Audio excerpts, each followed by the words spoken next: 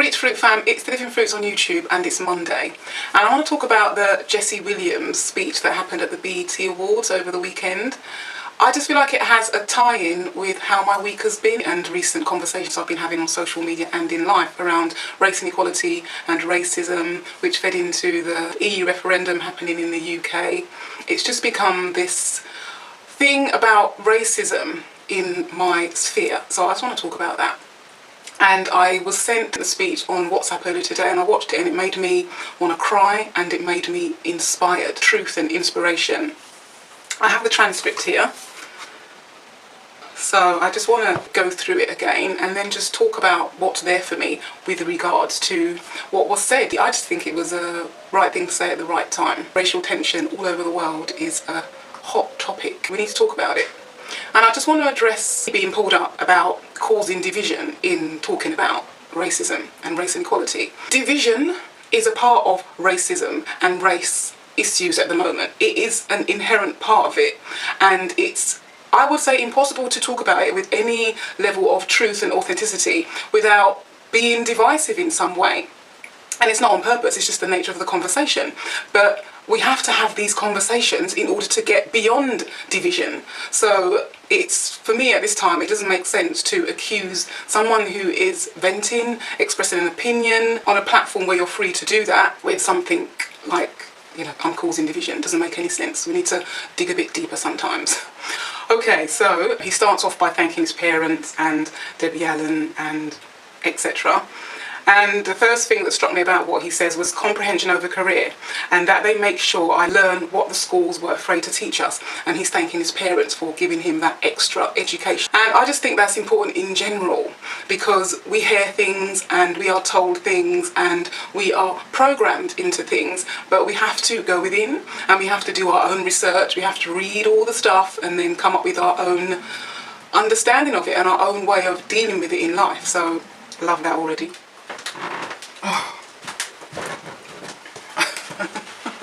Not even into the conversation yet and I'm like needing water. Okay. He bigs up real organisers all over the country and such like. Then he says it's kind of basic mathematics. The more we learn about who we are and how we get there, the more we mobilise. So again, the importance of conversations and talking about it, even though it's painful and it's scary. I mean, I never thought I would be talking about racism on a public platform because I was scared of being judged, of my opinion being torn down. I mean, of course, my ego is as messed up as everyone else's and I want everyone to agree with me all of the time. But life doesn't happen like that. Having these conversations is the way through to mobilising. And I'm not saying black people need to mobilise over here and white people need to mobilise over there and Indian people need to mobilise over there and green people need to mobilise over there. No, it's a perspective on a concept of mobilising, however that comes about in your life and your environment. And if it is that a particular race of people need to come together because there is an understanding and a commonality, it's not bad or wrong. It's just the way it is. It's just the way of being human. So we need not be offended or offend each other by that natural way of being human. You know, I'm kind of obsessed by human beings and how we tick, and so I do think about things like this. I really love what he said about black women. I found it a nurturing thing for him to say. Rightly or wrongly, I found it nurturing to hear that coming out of a black man's mouth and to have that love and respect for who he is and black women. I just thought you had me at black women in particular. Yeah, nurturing everyone before themselves. Like, why is that just like a natural part of who we are? It's not coincidence, and it's not because of survival programs. It's because of who women are to the planet and what the planet is and its nature and its evolving. Hello, we make other human beings. I know we don't do that alone. A man is very important to that process, but we make human beings with our bodies. Oy. The next part of the paragraph, I've highlighted not kill white people every day, because that's normal procedure for black people. We have become almost desensitised to seeing black brothers gunned down in the street, killed in police custody here in the UK. We can't live like this just happens like a norm. This can't be the way it goes. And we have to have those painful conversations like we just do. And then the roll call. And, you know, this just broke my heart. Tamar Rice's 14th birthday. That's when the child was just playing outside, and then his life ended. I want to say imagine the devastation to his family, and he just uses the right words, you know. Public servants can pull a drive-by on a 12-year-old playing alone in the park. Public servants, you do not serve people like that. Clearly something is wrong here.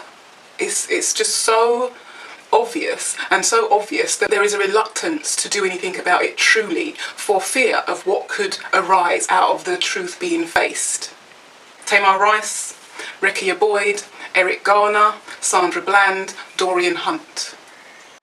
He addresses the fact that as black people, we buy into the American dream. Wherever you are in the world, I know I'm in the UK, we buy into this, and it's all about capitalism and money and buying things and wearing brands on our back. And he does address the fact that as a community, black people, we're so quick to go and buy stuff. I think that comes from a self-esteem issue, because it makes us feel better, it makes us feel like someone if we've got on the latest trainers, because this oppression that's coming from another direction. So this is kind of like, you know, our way of feeling better. I'm not justifying the behaviour, but we can look at things from different perspectives rather than, oh, black people are ghettoised, black people are this, black people are that. Ask ourselves, why does that happen? Where's the self-love?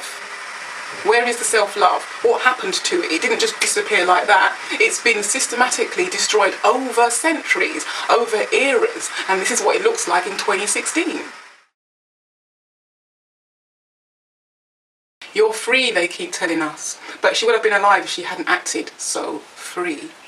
On a personal level, like, I love my life, I enjoy my environment and I make the most out of it, but there is a level at which I don't feel free. I don't feel like I can do as I please, when I please, how I please. I mean, I don't mean break the law and, you know, harm and devastate other people's lives, but just be free to travel the world, to have somewhere not only for myself, but to see my fellow man have somewhere clean to lay their head in the night, sheltered, have enough food. For me, that impinges on my freedom. I want to be able to look in the world and see that my brothers and sisters have these basics, and for me to look and not see that impacts my freedom. I don't feel free when I have to witness that. Oh my God. Just a little side note. The burden of the brutalised is not to comfort the bystander. Oh my God, that is just... And this comes down to my incident of being called racist. Like, how are you calling me racist? I'm a survivor of the racism, if you want to look at it like that. So, okay, so take me and like blow that up onto a bigger level. And how are you blaming the victims? I don't really like to use the word victim, but how are you blaming the survivors of an atrocity for being negatively impacted? That is one of the biggest travesties, because there's a blindness in that.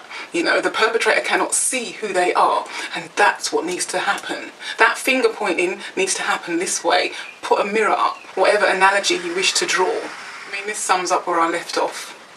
If you have a critique for the resistance, for our resistance, then you better have an established record of critique for our oppression. No one ever wants to talk about the oppression, the what happened, the what has caused the trauma of the African mind. No one ever wants to talk about that. That's what we need to talk about. That's what needs to be dealt with. That's what the mirror and the inverted finger needs to start with. He talks about an invention called whiteness, and I was reading online, you know, people being upset about this. I don't think that whiteness was an invention. I kind of think that it is a symptom of what happened. It was a race of people trying to survive like every other race, and this is what has born out of that. It's banal to say that, you know, some pretty poor choices were made, but the enormity of those poor choices out of which this invention of whiteness has been born, if that makes sense. What I'm saying is, it is what it is. If we could all just take responsibility and then take actions consistent with that, then we'd move forward. Black people are angry and traumatised. White people are in denial and traumatised. It's still all trauma. So of course it's going to come from two different perspectives. So they can't be dealt with in the same way. And again, you know, that's why, oh, there's division. There's division built in to this situation. And we're not going to get beyond the division without these conversations. Black gold. I mean, it just says it all.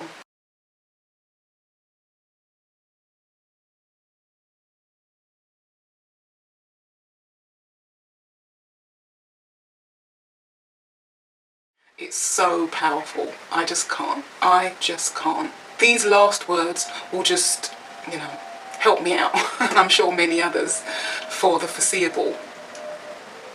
The thing is that just because we're magic doesn't mean we're not real. Please leave thoughts in the comments. Let's have a conversation. Let's be astute, authentic, and truthful about it. Let's not slag each other off. And I know it's an emotive situation, and if that happens, okay, then it happens. But let's just really try to have a big people's conversation, a grown folks conversation, and in our own small way, let's try and move forward. And I'm a really strong believer in that, you know, we can feel really kind of like, oh, I can't do anything, but everyone's voice is important. One of the things I remember Muji saying, the little man in the village who is, you know, tilling his land and living off his homegrown produce and living well, praying and meditating every day, is impacting the whole world in his small ways. So, you know, we must remember that. We are, each and every one of us, important, because it's all about the energy. Okay. Leave your comments below and let's have a conversation. Thank you for watching. Thank you for making my day. Please give this video a thumbs up and share. Subscribe if you're new to Living Fruits, and I'll see you next time. And don't forget to keep reaching for those good feeling thoughts.